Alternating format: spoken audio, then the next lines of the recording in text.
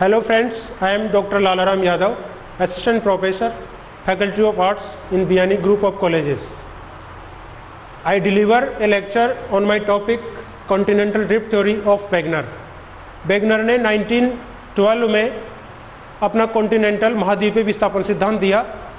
उसमें उन्होंने इस समस्या का समाधान किया। उन्होंने देखा कि कुछ फॉसिल्स है वो ड्राई एरियाज में पाए जाते हैं जबकि उनकी उत्पत्ति कोल्ड एरियाज में है, जबकि कुछ फॉसिल्स उन्होंने ऐसे प्राप्त किए जो कोल्ड एरियाज में उनकी उत्पत्ति है लेकिन उन जो पाए जा रहे हैं वो ड्राई एरियाज में पाए जा रहे हैं, सूखे क्षेत्रों में पाए जा रहे हैं। तब उन्होंने देखा है कि इस समस्या का उन्होंने दो समाधान खोजे। पहला उनका हाइपोथेसिस था कि कहीं ना कहीं क्लाइमेटिक जोन्स में परिवर्तन हो रहा है, क्लाइमेटिक जोन्स आपके चेंज हो रहे हैं। ये जब दूसरा उन्होंने हाइपोथेसिस ली कि कॉन्टिनेंटल जो पार्ट है वो ड्रिफ्ट कर रहे हैं, आपस में मूव कर रहे हैं। जब उन्होंने और तथ्य जुटाए तो उनको लगा कि नहीं, क्लाइमेटिक जोन्स ड्रिफ्ट ना करके ड्रिफ्ट इन कॉन्टिनेंटल एरियाज में हो रहा है। तो उन्होंने अपनी हाइपोथेसिस रखी कि कॉन्टिनेंटल एरियाज आपस में ड्रिफ्ट कर रहे हैं। फिर उन्होंने इसके लिए कुछ अजम्पशंस माने जो उन्होंने अपनी तरफ से माने। पहला उन्होंने अजम्पशन माना कि पहले पूरा अर्थ के जो टोटल कॉन्टिनेंटल एरिया थे वो पेंजिया थे, पेंजिया के रूप में सारे महाद्वीप पेंजिया के रूप में पाए जाते थे और उसके चारों तरफ एक सागरीय भाग था जिसको उन्होंने पैंथालासा कहा। और इस तरह से उन्होंने ये बताया कि कार्बोनिफेरस काल में सारे महाद्वीपीय भाग एक बड़े स्थलखंड के रूप में थे जिसको पेंजिया कहा और उसके चारों तरफ जो सागरीय भाग था जिसको बोला कि वाटर ही वाटर है चारों तरफ, उसको पैंथालासा कहा। इसके संदर्भ में उन्होंने कुछ एविडेंस जुटाए कि वास्तव में ऐसा पाया जाता है। इसको अपने सिद्धांत को प्रूफ करने के लिए तो पहला उन्होंने कहा कि जो अटलांटिक महासागर के पूर्वी तट और अटलांटिक महासागर के पश्चिमी तट पर स्थित दोनों महाद्वीप है, अगर उनको वापस में मिलाया जाए तो बिल्कुल उनकी आकृति जिक्सा पिट की तरह है, यानी उनमें ज्योमेट्रिकल सिमेट्री पाई जाती है।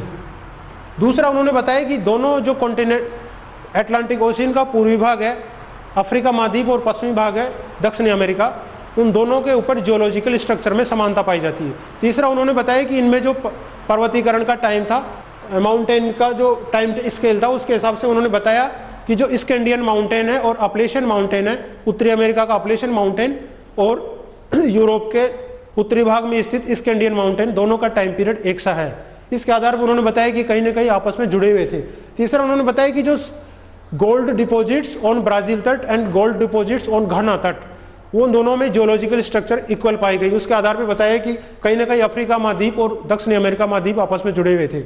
अगले उन्होंने बताया कि आइसलैंड पर ईयर, आइसलैंड के जो है एरिया वो पर ईयर पश्चिम की तरफ मूव कर रहा है। आगे उन्होंने बताया कि जो ग्लाइसोप्टेरिस एक विशेष प्रकार की वनस्पति पाई जाती है और वो विशेष रूप से ठंडे भागों में पाई जाती है।